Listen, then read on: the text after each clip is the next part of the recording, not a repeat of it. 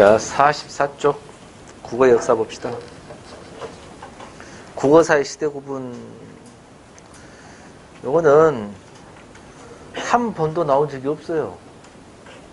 이제 완강할 때는 한 번 하는 거고요. 나온 적 없어도 간단히 설명을 하자면, 밑에 시기 구분을 보시면 우리가 수업하다가 보면 중세국어, 근대국어 이런 말을 많이 하거든요. 그러면 중세국어, 근대국어 나누는 기준이 어디냐면 임진왜란이구나, 이 정도는 알아두세요. 중세국어하고 근대국어 나누는 기준이 임진왜란이구나, 뭐 이 정도는 알아두시기 바랍니다. 그러면 수업하다가 중세국어 시기에라고 하면 임진왜란 전에라는 뜻을 알 수 있죠. 고려 때부터 임진왜란 전에를 말하는 겁니다. 알겠죠? 주로 조선 초기를 말하는 거예요. 언어학에서 말하면. 그 다음 45쪽은 간혹 시험에 한 번씩 나오는데요. 자, 고대 국어에서 1번의 고대 국어 차자 표기가 있죠. 밑에 고이면서 차자 표기 좀 보는데, 어디 밑에 인명 표기 보시면 한자가 나와 있고 삼국사기 권 몇 권이 나와 있죠. 밑에 글도 삼국사기죠. 보시면, 자, 이제 생각을 한번 해봅시다. 지금이 삼국시대야. 삼국시대. 그럼 여기 청주는 삼국이 어느 나라냐? 신라냐? 맞아요? 백제 아니냐? 백제야. 마한, 백제. 아닌가? 백제걸? 백제입니다, 백제. 야, 어느 나라인지는 좀 알아둬라. 신라라 해도 되겠지만, 아무튼. 삼국시대에 한자가 들어왔어요. 삼국시대 한자가 들어왔다고. 그러면, 자, 지금 삼국시대야. 너희도 백제 사람이야. 오늘 한자가 들어온대, 오늘. 오늘 한자가 들어온대. 그러면 여러분들 이름을 한자로 지었을 것 같아요? 순우리말로 지었을 것 같아요? 일단 이름이 있겠지. 네? 오늘 한자가 들어와. 오늘, 야, 한자가 들어온대. 글자가 들어온대 했습니다. 그때, 야, 들어온대 때 여러분들이 이름을 순우리말로 지었어? 한자로 지었어? 순우리말로 짓지. 한자가 안 들어왔는데 어떻게 이름을 한자로 짓냐? 순우리말로 갑자기 하나 지어볼까요? 하나 지어봐, 아무거나. 순우리말로 이름을 지어보세요. 지어봐, 아무거나. 지어보세요, 아무거나. 그 어려운 말을 쓰던, 미리네가 뭐예요? 은하수. 표준어가 아닐까? 표준어는 아닙니다. 오야처럼 옛말입니다. 미리네, 그런 말을, 어려운 말을. 일단은, 김미리네 틀렸습니다. 김씨도 없앴겠죠? 에? 그럼 이 친구는 말할 수 있지. 저는 신라 사람이거든요. 신라에서나 김씨가 있지. 그것도 누구일 때만. 왕족일 때만. 에? 그러면 니기는 성도 없어. 알겠죠? 그러면 이름이 있어. 그러면 이름을 미리네니 뭐 아르미니 뭐라 했는데 그걸 한자로 그대로 적을 수 있을까요? 못 적죠. 못 적는다고. 그래서 당시에 사람들 이름을 어떻게 표기했을까 싶어서 삼국사기를 찾아봤더니 삼국사기가 이렇더라는 거야. 보면 맨 위에 거 보세요. 손하군 금천 그랬죠.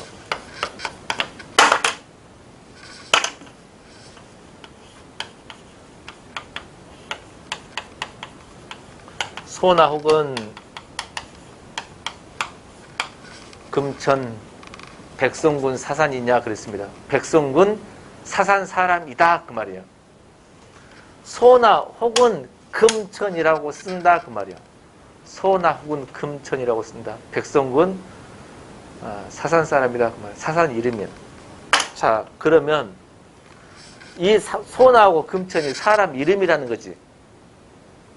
사람 이름이 한 개야 두 개야 원래. 사람 이름 한 개야 두 개야. 한 개지. 근데 표기를 이렇게 적기도 하고 혹은 이렇게 적기도 했다 그 말이에요. 사람 이름은 하나인데 이름을 둘로 적은 거야. 자, 이름은 하나인데 표기를 둘로 적었다. 봅시다. 읽을 수 있나? 이게 뭔 자야? 어렵죠? 힐소자입니다. 이거 뭐냐면 어찌 나자입니다. 얘는 쇠금자고 요는 내천자입니다.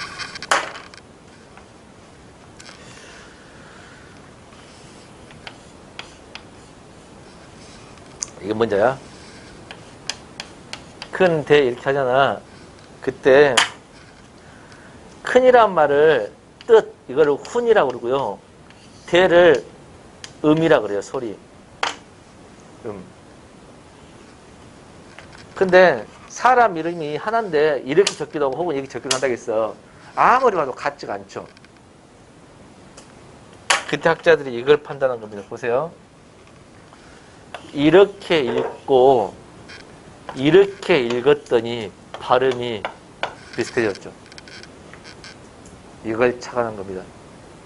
그래서 삼국사에 실려있는 이 사람 이름은 하나인데 표기를 둘로 적었어. 했을 때 이 사람 이름은 소나 아니면 쇠나 아니면 쇠나 아니면 소내죠. 쇠나야 이렇게 불렀어. 쇠나야 이렇게 불렀는데 그 한글 이름 우승 우리말 이름을 한자로 들어올 때 소나라고 적기도 하고 금천이라고 적기도 했단 말이에요. 그러면 이 표기는 한자에 음을 빌린 거야, 훈을 빌린 거야? 음을 빌렸죠. 그래서 이 소나의 표기 방법은 음을 빌렸다 해서 음차라고 이야기를 하고요. 얘는 금천은 음을 빌렸어, 훈을 빌렸어? 금천은 음을 빌렸어, 훈을 빌렸어? 훈을 빌렸죠. 그래서 뭐라 그래?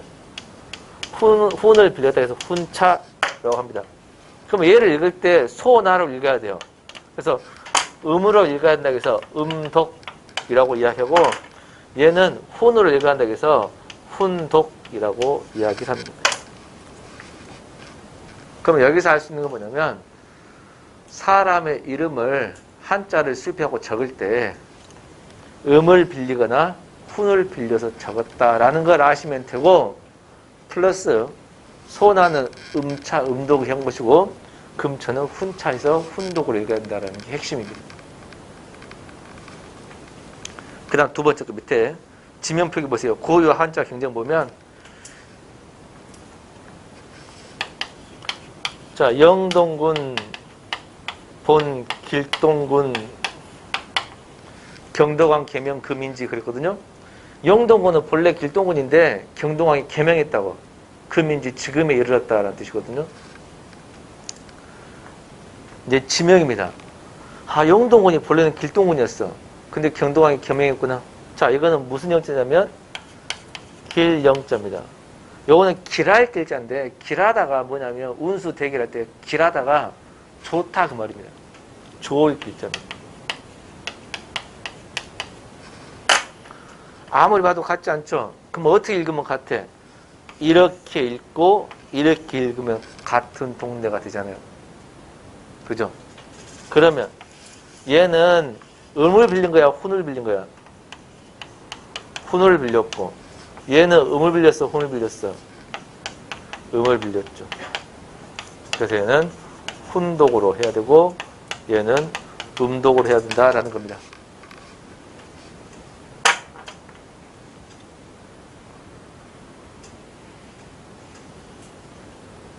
그걸 아셔야 돼요. 그러면 시험에 조금 어렵게 낸다면 이렇게 낼 수가 있습니다. 소나의 표기 방법은 영동과 같다. 틀려버립니다. 소나의 표기 방법은 길동과 같은 거죠. 음을 빌렸으니까요.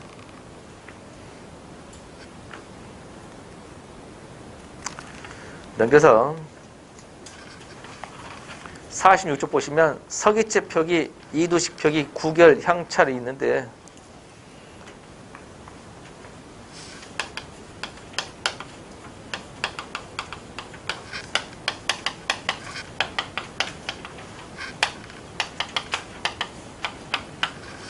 이 이 벽의 특징만 소개해 줄게요.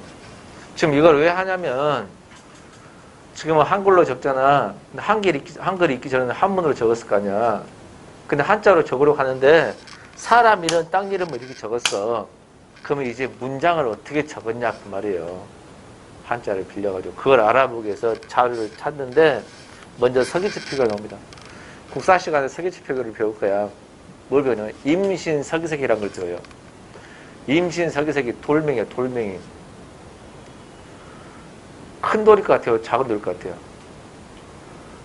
한 33cm 정도 됩니다. 그렇게 크진 않아요. 그렇죠? 그 돌에가 좀 조잡한 글씨로 이렇게 목 같은 걸로 긁어가지고 이렇게 있는데요. 그 표기를 한번 보시면 볼까요? 표기 원문 봐봐, 원문. 임신년 6월 16일 이인병석이 천전서 해석해 봅시다. 임신년 6월 16일 말 그대로 임신년 6월 16일에 그 말이야. 이인 두 사람이 병은 함께 병자거든요. 함께 서는 맹세에서 서자입니다. 함께 맹세해서 기자는 기록할 기자입니다. 두 사람이 함께 맹세해서 기록한다. 천전서 하늘 저는 앞에 하늘 앞에 서 맹세한다. 금자 금 지금 자는 뭐뭐로부터 금자 지금으로부터 이런 뜻입니다. 그러면 서기체 표기를 봤더니 우리말 어순이라는 게 핵심입니다. 중국어 어순이 아니고 우리말 어순을 썼구나. 이게 핵심이야. 다만 두 사람이 할 때 이라는 주격조사나 목적 이런 조사가 없죠. 조사 같은 게 없습니다. 우리말 어순인데 문법 형태소라고 하거든요.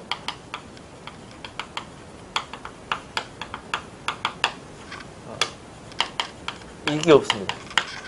그러면 알아서 갖다 붙여야 돼요. 근데 이두는 뭐냐면 이두는 똑같이 우리말 어순이에요. 근데 이두는 거기 본문에 안 나왔네. 이두는요 똑같이 우리말 어순인데 문법 형태소가 있습니다.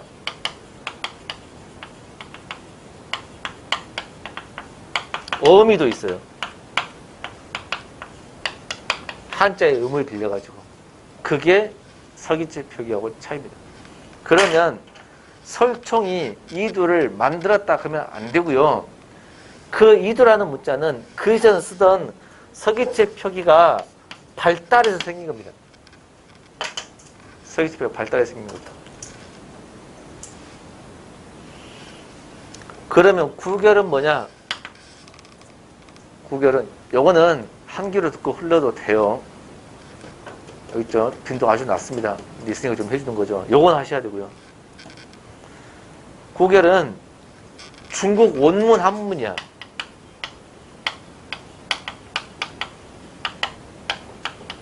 중국 한문 원문이에요. 우리 글이 아니에요. 중국 놈 글에. 그러면 중국어 어순이죠. 중국 한문 원문에 뭐뭇이 뭐뭇은 뭐뭐하고 식으로 조사 같은 걸 집어넣는 겁니다.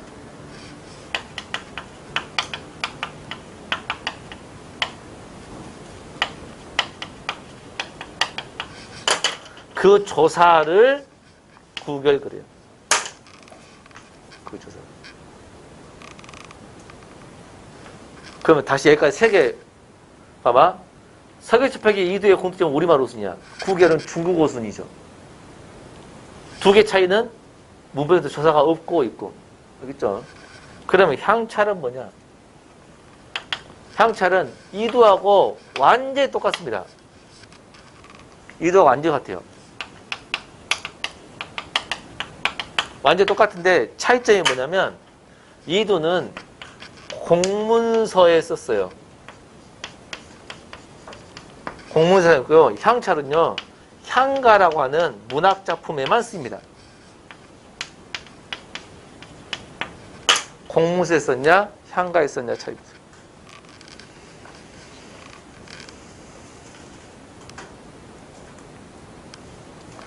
자, 밑에 전체 글 중에서 첫 번째 줄만 해석을 해줄게요. 봅시다. 선화공주 주은 글 있죠. 자, 향찰의 예를 들면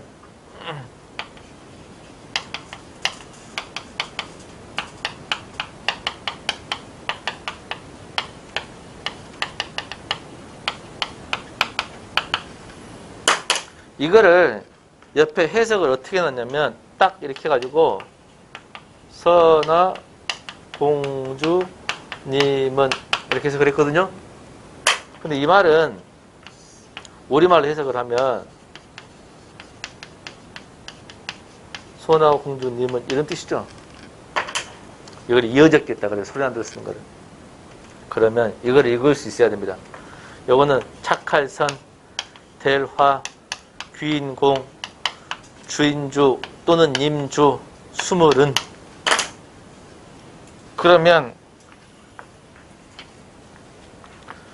선화 공주님 보면 선화 공주 님은인데 선화 공주 님은 요거는 님주자인데 님을 아니고 주로 님주자인데 님으로 읽었죠. 그잖아. 그러면 나머지는 음독인데 얘만 무슨 독이야? 얘만 님으로 읽었으니까 뭐야? 요것만 훈차 있음을 알 수 있죠. 나머지는 뭐야? 음차 음덕이겠죠. 그러면 이제 제일 어려운 문제를 내면 이런 식입니다. 보세요. 이 주자는 훈독이죠. 그러면 이 주자와 똑같은 표기법은 길동이 아니고 용동이고 소나가 아니고 금천이 되는 거예요. 그렇게 묶으면 끝이에요. 종합반에서는 이 정도만 하시면 되겠네요. 47쪽 2번 중세호가 있는데요. 중세호는 임진왜란 전까지를 중세호로 한다겠죠. 1번에 주요 문어 자료 있죠. 그 세 개만 개인유사, 향약후 우방, 대명일치기 이 세 개만 고려시대의 언어를 알게 되는 자주고 나머지는 조선시대 이렇게 보시면 돼요. 무슨 책인지 알 필요도 없습니다. 알겠죠? 그렇게 보시면 됩니다. 넘깁니다. 그 다음 48쪽 근대국어가 있는데요. 근대국어는 임진왜란 후고요. 2번 한글 보세요. 1번에 한글 명칭인 변화 있죠? 한글 명칭의 변화를 보시면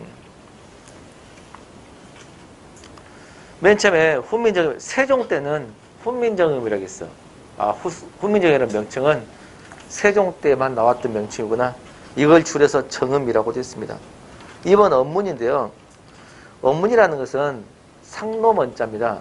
이 언문이라는 것은 상놈의 글이라는 뜻입니다. 상놈의 글. 그래서 훈민정음을 낮춰 부르는 말이에요. 양반들은 한문을 쓰고 한글은 언문이라고 해서 상놈들이나 쓴다고 해서 상놈의 글이라는 뜻입니다. 실제로 조선시대에는 다 언문이라고 그랬어요. 훈민정음이라는 말 쓰지 않았습니다. 언문이라고 그랬어요. 언문이라고. 왜 훈민정음이라는 말 쓰지 않았냐면 훈민정음은 글자 이름이라기보다는 책 이름이었어요. 책 이름. 책 이름이 훈민정음이야. 글자를 펴서 낸 책 이름이. 그래서 언문이라고 했죠. 글자 이름으로는. 3번 반절이 있는데요. 거기 밑줄. 중종, 연도는 필요 없습니다. 1527년에 가는 최세진 훈몽자의 밑줄. 최세진 훈몽자가 소개한 명칭이라는 겁니다. 그러니까 최세진이가 반절이라는 말을 처음으로 쓴 게 아니고 그때 등장을 한다는 겁니다. 그래서 당시에 훈민정음을 뭐라고 됐다? 반절이라고 됐다. 4번 국문입니다. 1894년 갑오개혁 이후 밑줄. 갑오개혁 이후에 신문제가 폐지돼. 그러니까 상놈의 글은 이제 없어, 언문은. 그래서 언문이 드디어 국문으로 바뀝니다. 그 다음 5번 한글입니다. 한글은 두 번째 보세요. 주실경이 1913년 밑줄. 자, 갑오개혁 이후에 국문으로 바뀌었어요. 이제 국문이 됐는데 가장 좋은 말인데 경술국치, 일제치하가 되면서 일본 놈들이 네 나라가 없는데 국문이 어디 있냐는 겁니다. 일본 글자가 국문이라는 거야. 그래서 국문이란 말을 못 쓰겠어. 그래서 주시경이 한민족의 글 하나밖에 없는 글, 큰 글이라는 뜻으로 한글이란 말을 만들어 썼다. 알겠죠? 기지가 한번 시켜주세요. 기지가 한번 시켜. 자지 말고.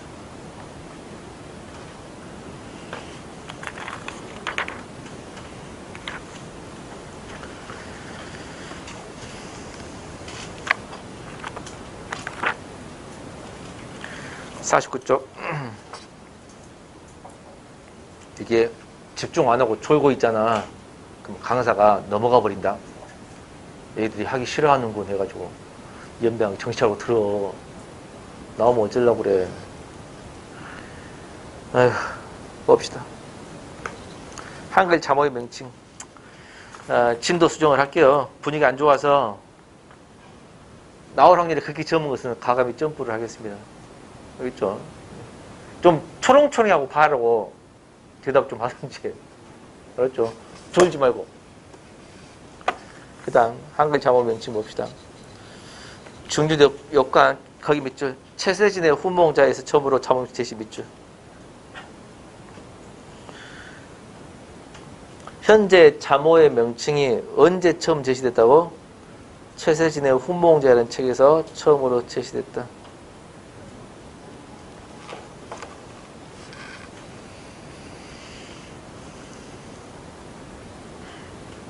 혹시 군무원 준비한 사람 있나요? 없네? 아니, 저분은 직원이고. 그냥 물어봤어. 뭘 하려고 했더니. 아무튼. 넘어갑니다. 자, 훈몽자에. 그럼 여기서 보시면, 훈몽자에서 일단 두 가지가 소개됐어요. 하나는 반절이라는 명칭이 처음 등장했음. 이해돼요? 두 번째는 뭐야? 자모의 명칭이 처음 나온 것이 훈몽자의 책임. 자모의 명칭이란 뭐야? 자음과 모, 자음. 이걸 기억이라고 하잖아요. 이거 니은이라고 그러고. 세종은 글자만 만들었지 얘가 기억의 니은이라는 명칭을 안 지었어요. 안 지었다고. 근데 기억, 니은, 아야의를 지은 사람이 최세진이라고. 훈몽자라는 책에서. 그리고 지금 가나다 순 있죠. 기억, 니은, 디글레, 아야의 순. 이것도 최세진이가 한 거예요. 세종은 그 순서가 전혀 아니에요. 기억 다음에 쌍기억이 기억이 나와버립니다. 기억 다음에 기억이. 그냥 지금과 완전히 달라요. 이 지금과 같은 순서도 최세진은 훈몽자입니다. 단, 오늘하고 똑같지는 않습니다. 유사합니다. 그 말을 씁니다. 최세진 훈몽자에 보면, 자모의 명칭을 보시면, 오늘날과 자모의 명칭과 순서가 유사하다 이 말을 써요. 한글 자모의 명칭과 순서가 유사하다.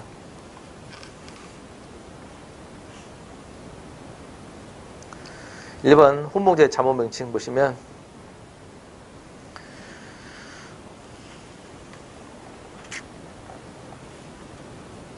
그냥 그 정도만 아세요. 자음과 모음 명칭을 어쨌다 했다. 거기에 보면 첫 번째 줄만 한번 볼까요? 초성, 종성, 통용, 팔자 밑줄 그것만.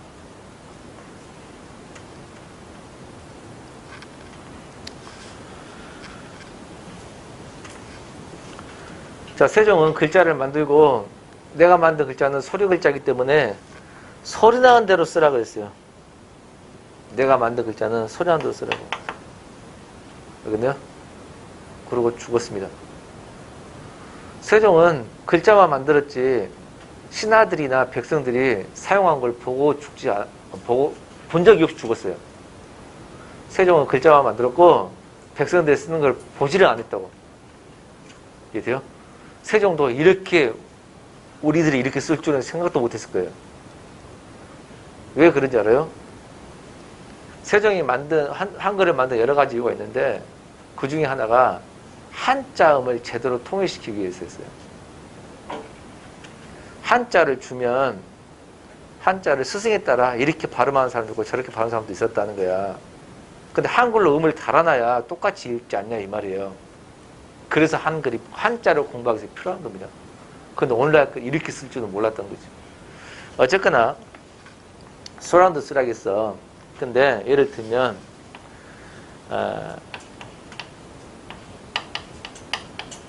못 쓰죠. 소란도 쓰라겠으니까. 뭔 말인지 이해된가? 못 쓰잖아. 소란도 쓰라겠으니까. 그러면 받침에 쓸 수 있는 것은 이렇게 8개 뿐일 거 아니야. 응? 그러면 이 8개는 초성에도 쓰이고 받침에도 쓰이잖아. 그 말이에요. 초성, 종성이 공통으로 사용하는 8글자라는 뜻이에요. 아, 미안하다. 종합반은 뒤에 걸 안 배워가지고 전입을. 넘어갑니다. 이거 나올 확률 1%. 군무원은 필수입니다. 그 말 하기 위해서 했던 거예요.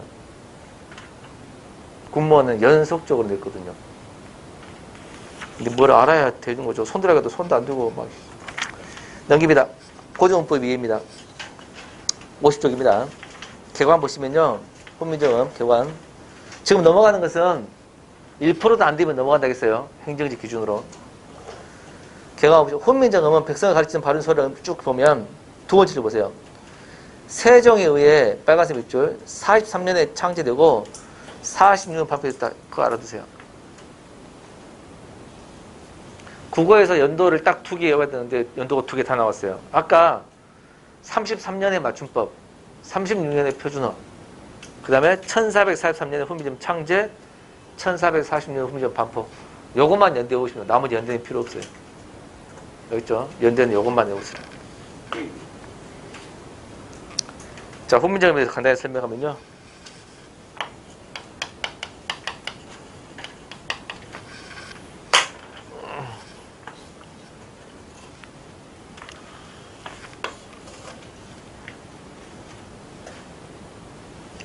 훈민정음이 총 2가지인데요.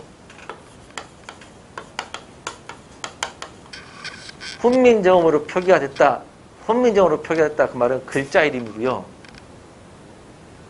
훈민정음을 반포했다. 그러면 책 이름이에요.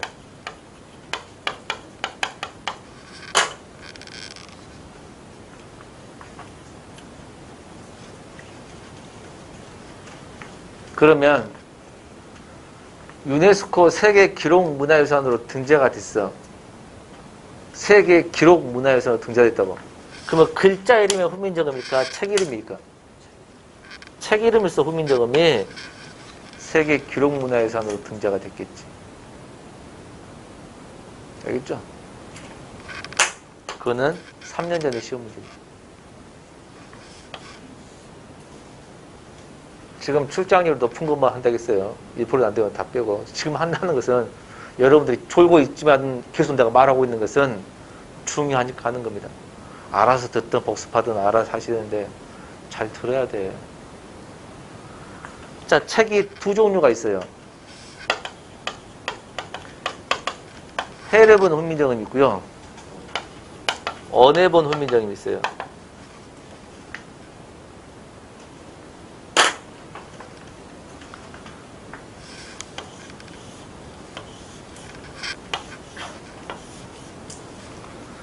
해를 본 훈민정음은 세종 때 반포된 것이 해를 본 훈민정음이고요.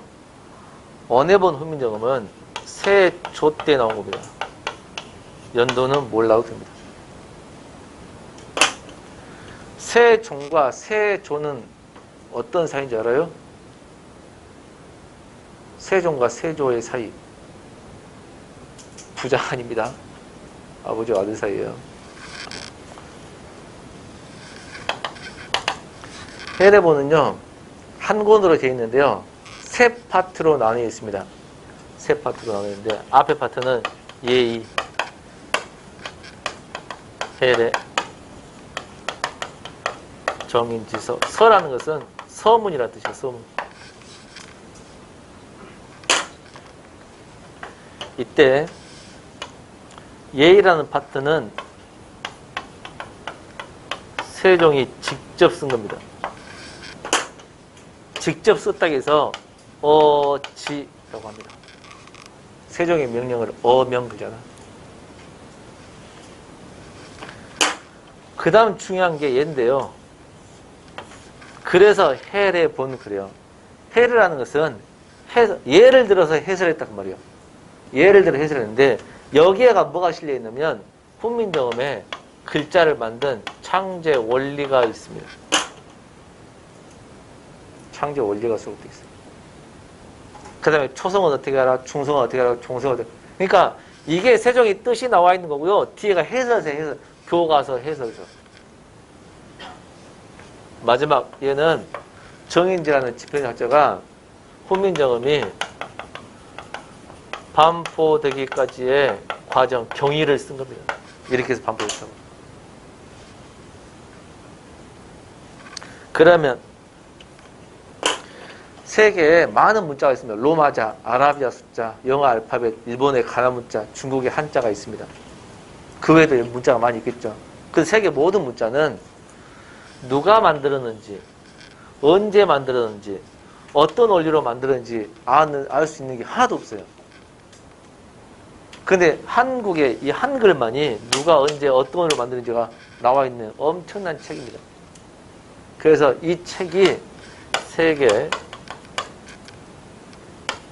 기록문화유산으로 등재가 된 거죠.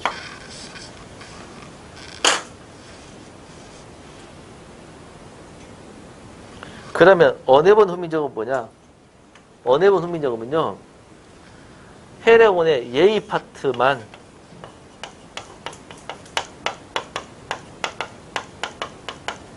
예의 부분을 언해한 겁니다.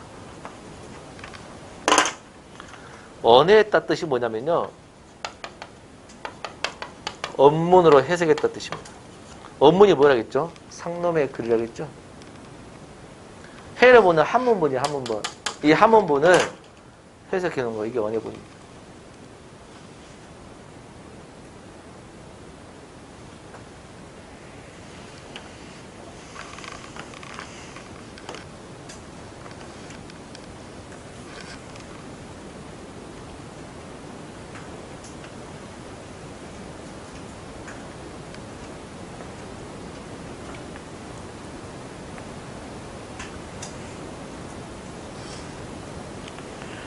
지금 훈민정음과 관련된 내용, 그리고 앞으로 이제 뭘 할 거냐면 창제 원리에 대해서 공부할 텐데, 이 방금 했던 이 모든 것들은 엄청 중요해요. 그래서 공무원 시험에서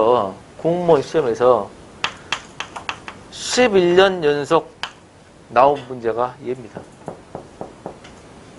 작년에도 나왔고요. 올해도 또 나올 겁니다. 진짜 특이한 경우입니다. 근데 그럴 수밖에 없는 것이, 처음에는 기록문서에 올라가니까 시험에 나왔던 것이고요. 그 다음에 계속 나올 수밖에 없던 이유가, 훈민정음 해례본이 우리 책에 보시면 현재 전해진 것을 유일하게 했거든. 근데 밑에 더 알아보기 보면 그것보다 더 좋은, 국가가 보유하고 있는 국보보다 더 좋은, 본물보다 더 좋은 훈민정음 원본이 있다고 전해집니다. 개인이 소장하고 있어요. 근데 그게 도난당했습니다. 그러니까 한 사람이 가지고 있는데 그 원주인이 도난당했다고 해갖고 소송이 붙었어요. 근데 결론을 말씀드리고 3심까지 갔어요. 끝장이 났는데, 결론부터 말하면 형사사건으로는 졸도죄가 무죄가 됐으나 민사사건은 졸도죄가 성립이에요. 좀 이상하게 됐죠. 그러면 이걸 가지고 있는 이 베이키 씨라는 이 아저씨가 공개를 하지 않고 있습니다. 책장 한 장만 공개했어요. 한 장만. 그 나머지는 공개하지 않고 있습니다. 그러다 보니까 아무튼 더 좋은 원본이 있긴 해요. 그렇죠? 이제 그러면서 계속 이렇게 시험에 나왔던 거죠. 그럼 올해도 이와 관련된 것이 뭐가 나올지 모르겠지만 이런 것도 기본적으로 알고 계셔야 되고, 그럼 어떤 창제 원리인지도 아셔야 되고, 그리고 언해본에 어떤 내용인지 아셔야만이 문제를 풀 수가 있다는 겁니다. 51쪽입니다. 제자 원리. 제자 원리라는 것은 글자를 제작한 원리라는 뜻입니다. 제자라고 그러죠. 글자를 제작한 원리.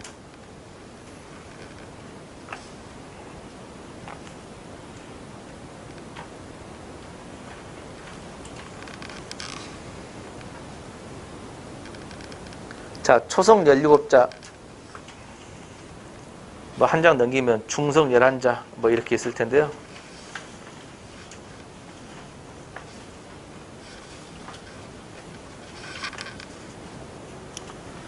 자, 만약에 군이라는 글자가 있다. 이게 세 파트로 나뉘죠. 기역, 우, 니은 이렇게 세 파트로 나눕니다. 첫 번째 얘를 초성 그립니다. 두 번째 얘를 중성 그리고요. 마지막을 종성 그립니다. 말이 좀 어렵죠? 얘가 한문본이라 그래요. 쉬운 말로 하자면 지금으로는 얘를 첫소리, 이거를 가운데 소리, 얘를 끝소리라 그러는데 실제로는 초성, 중성, 종성 이렇게 하셔야 됩니다. 해를 보니까 먼저 이 초성,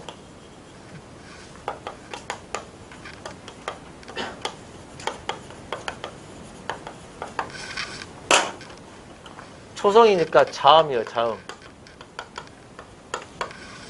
초성의 제자올림.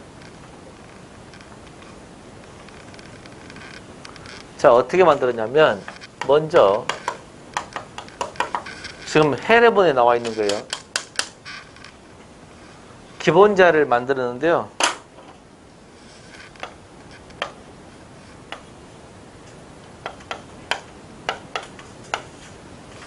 이렇게 5개 자음을 만들었습니다. 자, 어떻게 만들었냐면 기본자를 발음기관을 본떠서 만들었어요. 본떠다를 상형 그럽니다. 발음기관을 본떠서 만드는데요. 세종은 이 기억을 뭐라 했냐면 아음 그랬어요.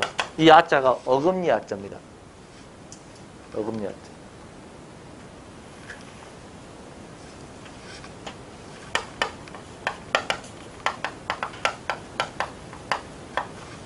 어금니 아자입니다. 자, 사람 입이 이렇게 있으면 윗입술, 아랫입술이 있고 윗이빨, 아랫이빨이 있고 이렇게 혓바닥이 있다. 그러면 그나 이렇게 발음하면 세종 입장에 보면 어금니 하자인데 어금니에 힘이 들어간다는 뜻이거든요. 더 정확히 말하면 세종이 뭐라 했냐면 그나 이 발음하면 혀뿌리가 목구멍을 막아버립니다. 이렇게 돼요. 이 모양을 본뜻한 거예요. 이 모양. 하면 진짜 혀뿌리가 이렇게 돼요. 혀뿌리가 목구멍을 막는 모양을 만든 거예요. 기억이. 그 다음에 니은은 서름이라고 해서 느나 은 보세요. 은 하면 혀가 혀끝이 윗잇몸에 닿는 모양. 이렇게 되죠. 이 모양을 본뜬 겁니다. 그 다음 수음이라고 해서 두 입술이 부딪히는 모양이야. 입 모양. 그 다음 요거는 치음이라고 해가지고 윗이빨, 아랫이빨, 이빨 모양. 마지막은 후음이라고 해서 목구멍 모양. 그러니까 기본자를 만들었는데 기본자가 발음기관을 상향해서 5자를 만든 겁니다. 여기에 뭐를 했냐면 여기에 세종이 가획을 했다고 했습니다. 가획했던 말은 뭐냐면 획을 추가했다는 뜻입니다. 획을 추가했다는 뜻입니다.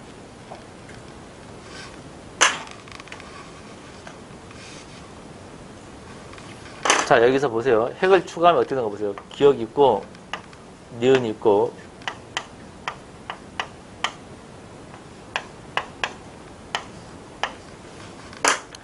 획을 추가하니까 키읔이 되고요. 니은에 획을 추가하니까 디귿이 되고 디귿에 획을 추가해서 티읕이 된 겁니다. 미음에도 획을 추가하니까 비읍이 되고 옆으로 추가하니까 피읍이 된 겁니다.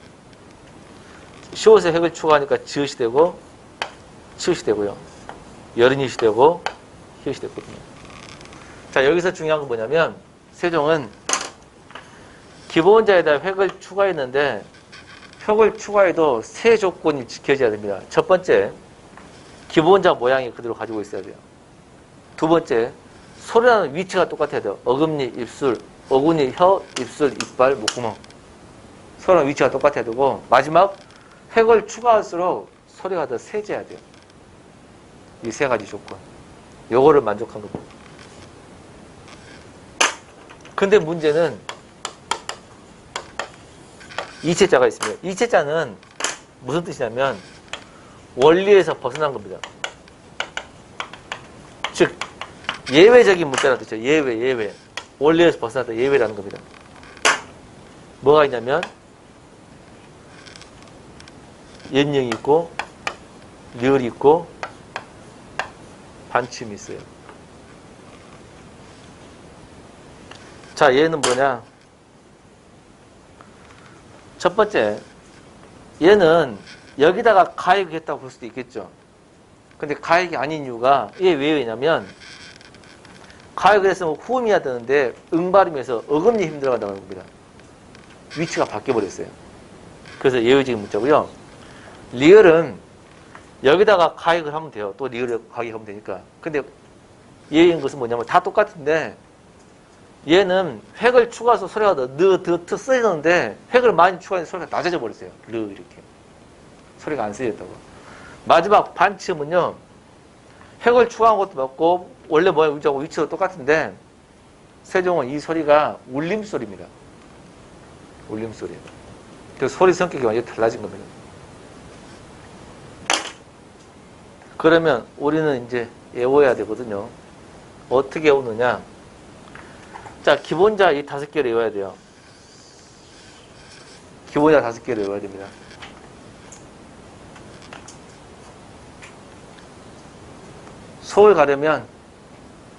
서울 가려면 경복궁. 그럼 한강 다리 건너야 되죠. 그래서 강 넘어 서울입니다. 알겠죠? 강 넘어 서울로 외우시기 바라고요.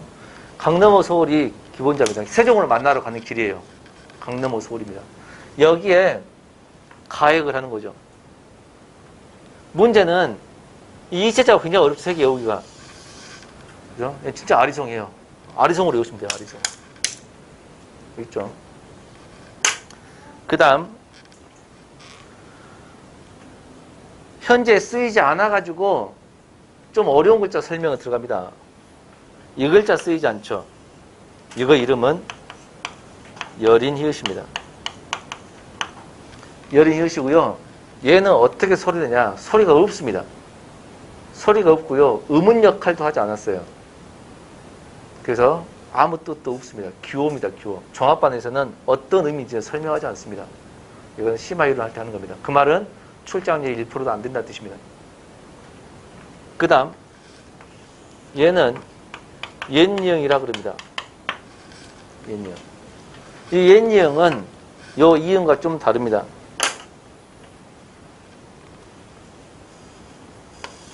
이거 읽어보세요. 뭐라고 읽어야 돼요? 아라고 읽죠? 요거 읽어보세요. 뭐라고 읽어야 돼요? 아라고 읽죠? 그럼 요 이형은 있으나 없으나 똑같죠? 그럼 요 이형은 소리가 나왔나? 소리가 안 나죠? 소리가 안 나는 이형을 이렇게 씁니다. 근데 얘는 아지만 이렇게 하면 뭐야? 앙이죠? 요건 소리가 나죠? 소리가 나는 것은 이렇게 씁니다. 소리가 안 나는 것, 소리가 나는 것. 즉 음운 역할을 하지 않는 것, 음운 역할을 하는 것. 이거는 로마 자표로 하면 NG 발음이에요. NG. 발음.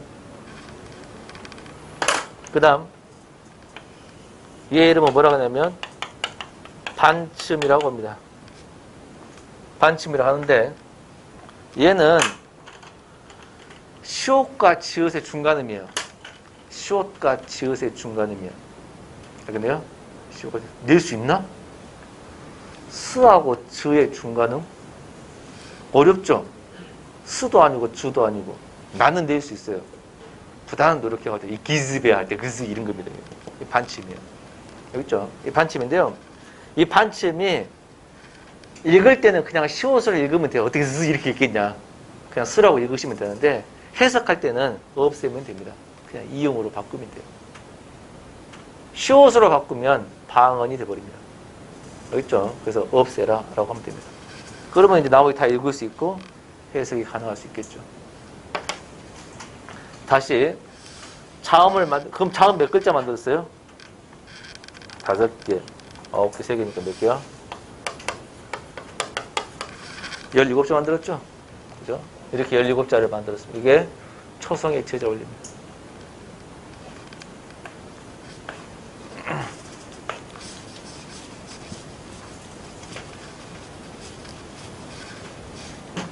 그 다음 초성했으니까 중성의 제자 원리입니다.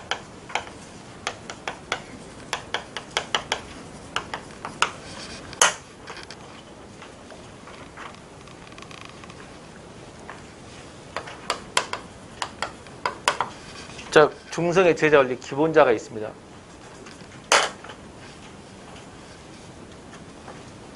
자, 이 기본자는 초성과 달리 중성이니까 모음이야.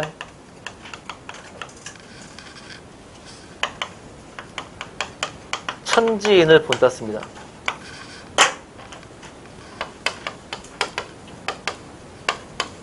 천지인을 본땄는데 하늘의 둥근 모습을 본땄고요. 땅의 평평한 모습을 본땄고요. 사람이 서 있는 모습을 본땄습니다.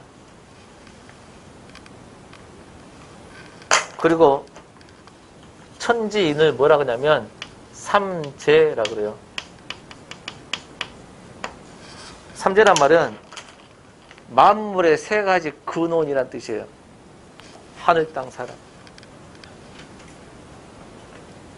본뜻을 만들었고요. 여기에다가 초성은 가일기였는데 중성은 초출자 그랬습니다.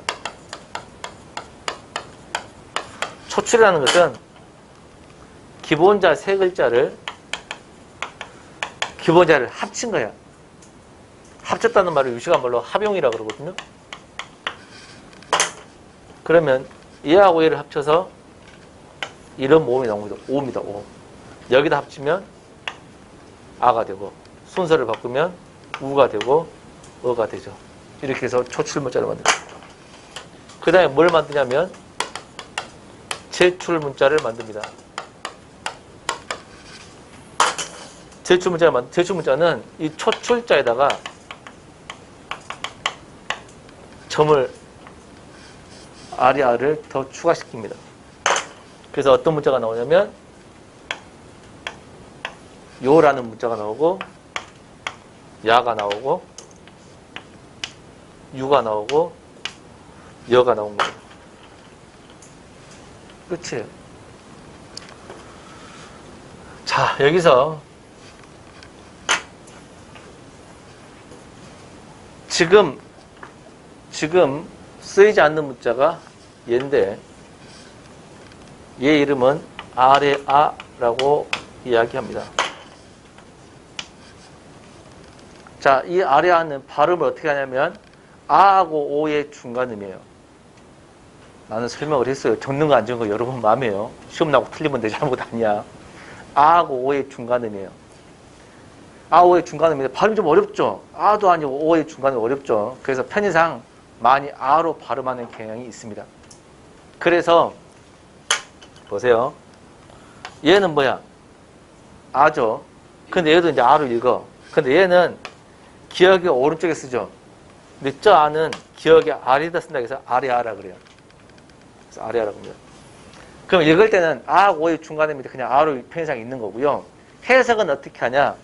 해석은 아레아가 단어가 있잖아. 첫 글자일 때는 아로 해석을 하고요. 첫 글자가 아닌 이음절 이하일 때는 으로 해석하면 95% 맞습니다. 다시 첫 음절일 때는 아로 읽고요. 첫 음절 아닌 이음절 이하일 때는 으로 읽습니다. 그러면 95%가 맞더라. 그러면 아예 읽을 때 그렇게 읽어버리면 굉장히 편해요. 그러면 해석이 팍 돼버립니다. 그렇게 하시면 돼요. 그 다음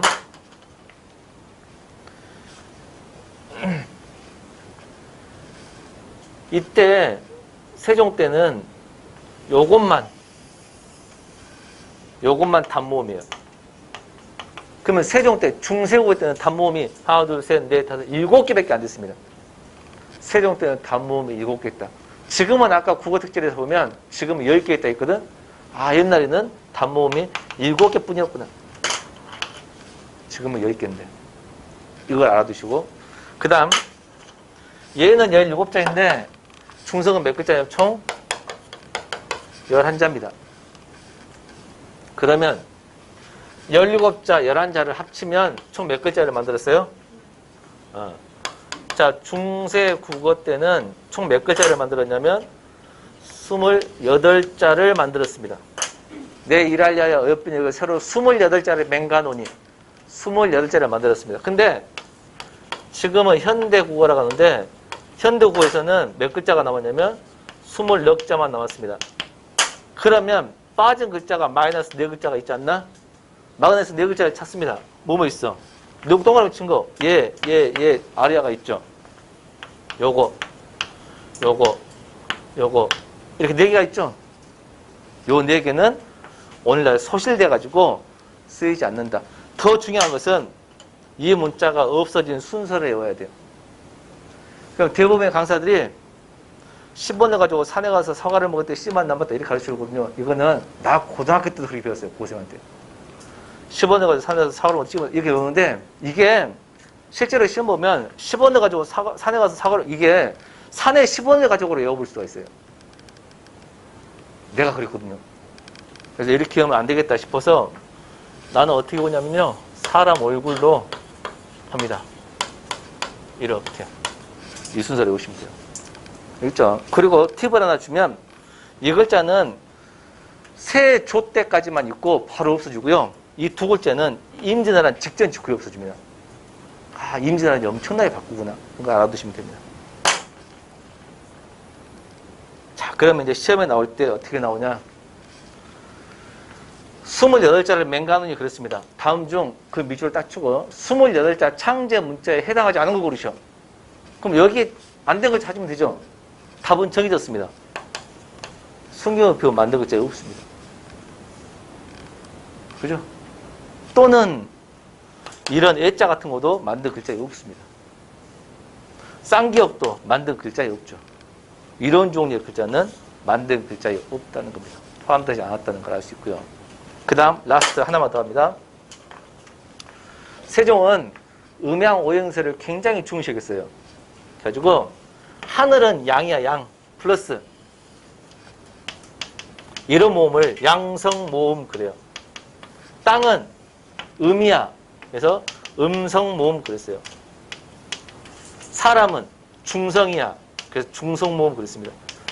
그러면 우리가 아까 모음자를 배웠어요. 양성모음은 양성모음끼리 어울리고 음성모음은 음성모음 어울리거든. 그걸 외워야 되는데 봐봐.